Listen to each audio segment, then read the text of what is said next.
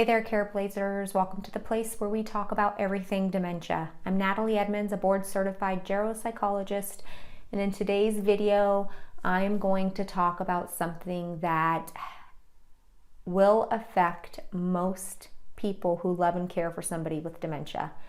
If it hasn't affected you already, it's probably going to affect you at some point in the future. And even if you've already experienced it, you're probably going to experience it again in the future. It's something that most dementia caregivers experience on varying levels, but it's also something that people don't want to admit or talk about out loud because it comes with a lot of guilt and shame, and it makes caregivers feel really awful about themselves. But in today's video, I want to talk about how normal it is, what you're going through, and that there are certainly millions of you out there who have experienced this on some level.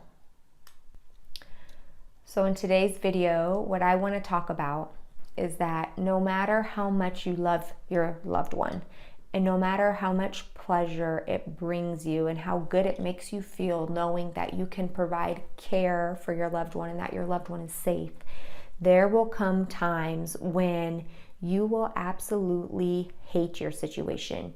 You will wish it was over. You will wish you could just give up and walk away. In some cases, you will just hate your loved one in that moment, because dementia a lot of times comes with really difficult behaviors, and you as the caregiver providing most of the help is going to get the brunt of the difficulties.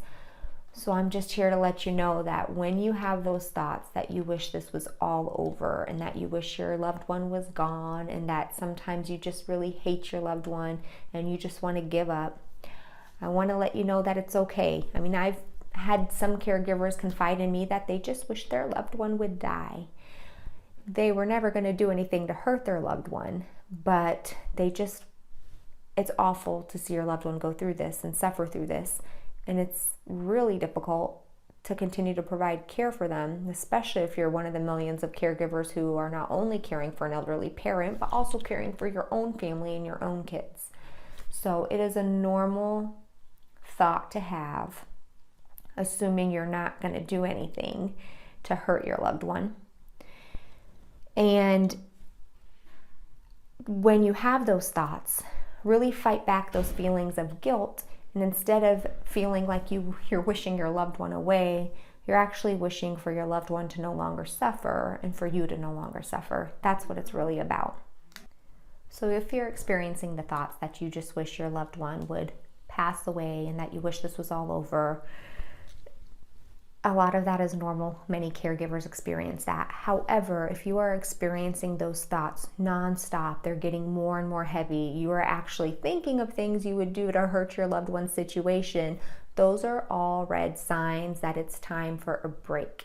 It's different for everybody. Maybe you need a temporary break and your loved one can go stay with another family member or close friend.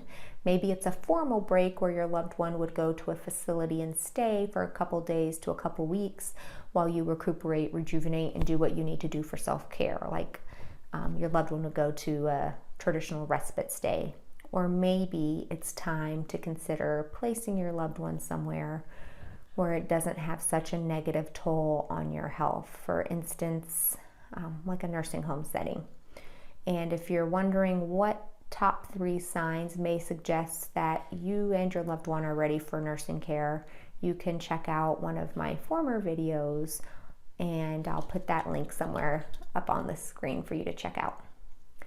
All right, thank you, Careblazers, for tuning in. I hope this video has in some way been helpful to you in your situation, and at least helped you realize that you're not alone in your struggles and in your thoughts.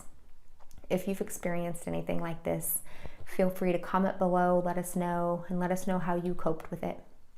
All right, until next time, bye.